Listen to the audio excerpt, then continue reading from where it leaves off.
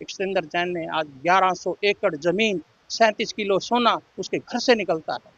वो तो ईडी ने निकाला, करनैल सिंह ने तो नहीं निकाला। कर्नाटक में त्राही त्राही मची है। वहां पर हमारी गौ माताओं को रोड पर काट के हमें दिखाया जाता है कि देखो हमने कांग्रेस पार्टी की सरकार बनाई, हमने ये करके दिखा दिया। भारतीय जनता पार्टी की सरकार आएगी तो आपकी बिजली बंद, फ्री बस सेवाएं बंद, सब कुछ बंद वो होने वाला नहीं है। ये उसके बाप का पैसा नहीं है, ये हमारे टैक्स का पैसा है। सारी व्यवस्थाएं ऐसे ही होंगी। 2020 में जमुना साफ कर दूंगा, डुबकी साथ लगाएंगे, बच्चों की कसम है, कभी किसी के साथ नहीं जाएंगे। दो दो कमरे के मकान में रहूंगा, शीश महल बना के छोड़ दिया। पंजाब में बोला कि बहनों को 1,000 रुपये दूंगा, 2 साल से एक पैसा नहीं मिला। आप हमारी प्रेस कॉन्फ्रेंस में आ जाइए, 50-50 हज़ार रुपये देंगे। आप सिर्फ प्रेस कॉन्फ्रेंस में आने के लिए 50-50 हज़ार रुपये दे रहे हैं। तो बताइए, जिनको 50,000 मिल जाएंगे वो तो ठीक है, जिनको नहीं मिलेंगे उसको वहीं पर पीटेंगे। देखिए, ये हमारी रेगुलर बैठक थी। सबसे पहले मैं आपको जय श्री राम बोलता हूँ, आपके दर्शकों को जय श्री राम बोलता हूँ। ये हमारी एक रेगुलर बैठक थी, मासिक बैठक थी। हाँ, अब चुनाव है, चुनाव के बारे में हमारी एक रणनीति बनी है।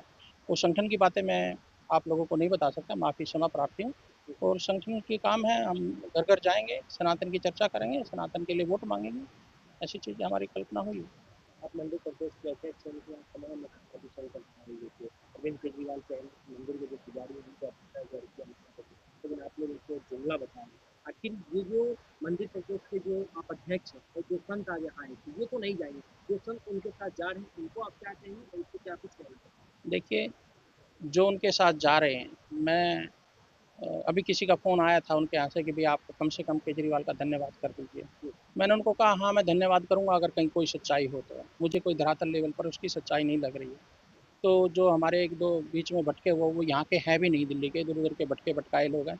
वो इकट्ठा करने की कोशिश कर रहे हैं, उनको बोल रहे हैं आप हमारी प्रेस कॉन्फ्रेंस में आ जाइए, 50-50 हज़ार रुपये देंगे। आप सिर्फ प्रेस कॉन्फ्रेंस में आने के लिए 50-50 हज़ार रुपये दे रहे हैं उनको।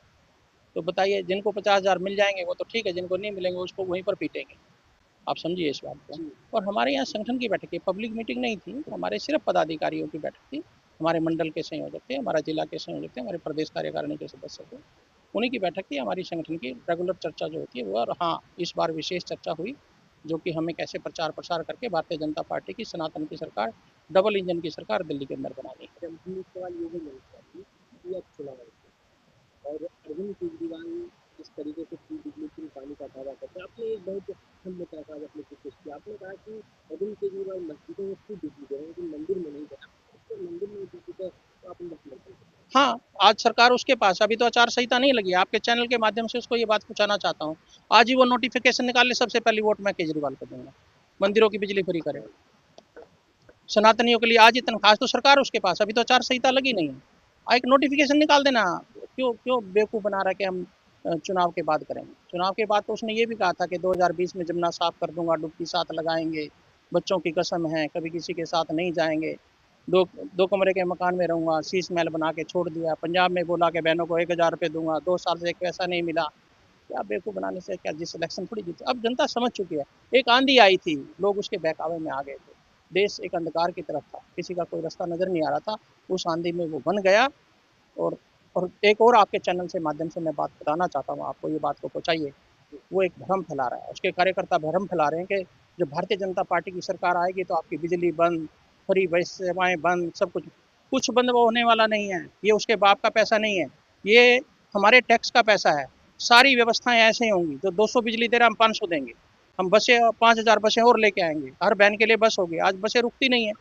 सारे रोड ठीक हो गए, आप रोडों की व्यवस्था देख सकते हो, सब चीज़ें। आज हमारा देश विश्व के अंदर पटल पे अपना झंडा लहरा रहा है, और दिल्ली 20 साल पीछे चला गया। किसकी वजह से? इस व्यक्ति की वजह से।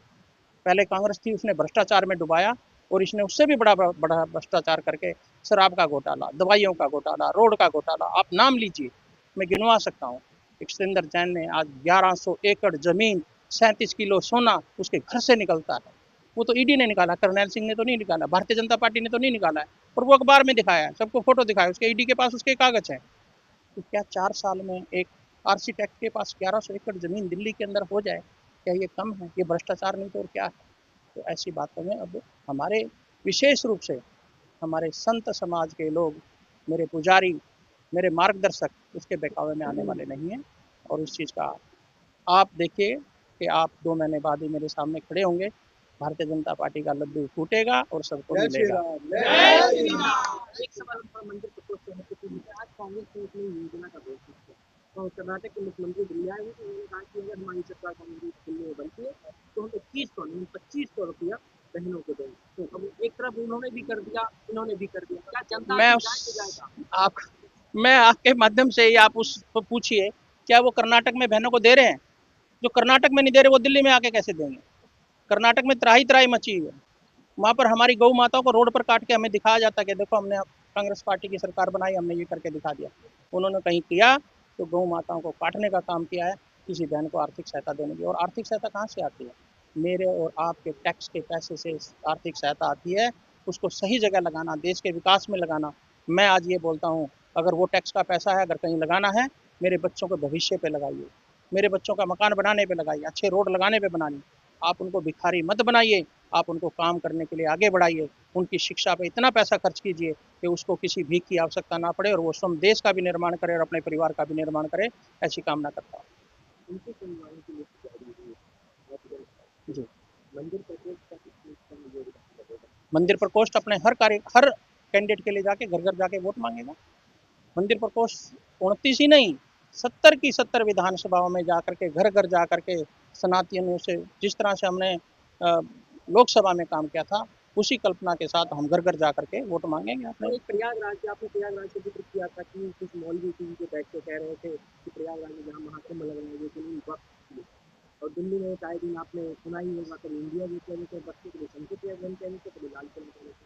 तो ये वक्त का कोई सोल्यूशन है? बहुत बड़ा सोल्यूशन है इस देश में। इस देश के अंदर 2013 के अंदर कांग्रेस सरकार वोटों के चक्कर में जाते जाते एक कानून बना दी थी। उसने सोचा था कि सब मुसलमान भाई मुझे वोट देंगे और हमें कानून बांधा है, वक्फ बोर्ड का कानून वो बना के गए। और वक्फ बोर्ड के कानून में ये लिखा गया है, जिस जमीन को जाके 4 मौलवी ये बोल देंगे कि वो मेरी जमीन है तो वो उनकी जमीन हो जाएगी। और उसके लिए उसको अधिकार छीन लिए।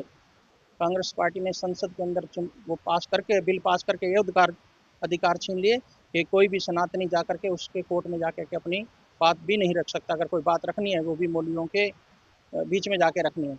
तो वो बेवकूफ़ बनाने वाली बात है कि पूरा देश उनका है। जो संतों की नगरी, संतों के पसीने से बनी हो, चाहे वो प्रयागराज हो, चाहे हरिद्वार हो, चाहे काशी हो।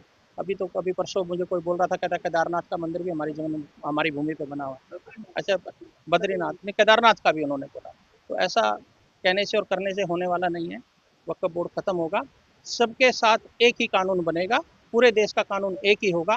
किसी दो देशों के कानून, अरबी कानून यहाँ नहीं लग सकते। जो हमारी संसद जो कानून बनाएगी वही एक कानून होगा, एक ही झंडा होगा, एक ही कानून होगा। इस देश में सबके लिए समान चीज़ें होंगी। मैं किसी के खिलाफ नहीं हूँ, मैं किसी धर्म के खिलाफ नहीं हूँ। सबको रहने का हक है, लेकिन सबको एक ही कानून के मान करके एक ही धर्म के नीचे चलना पड़ेगा। जय श्री राम।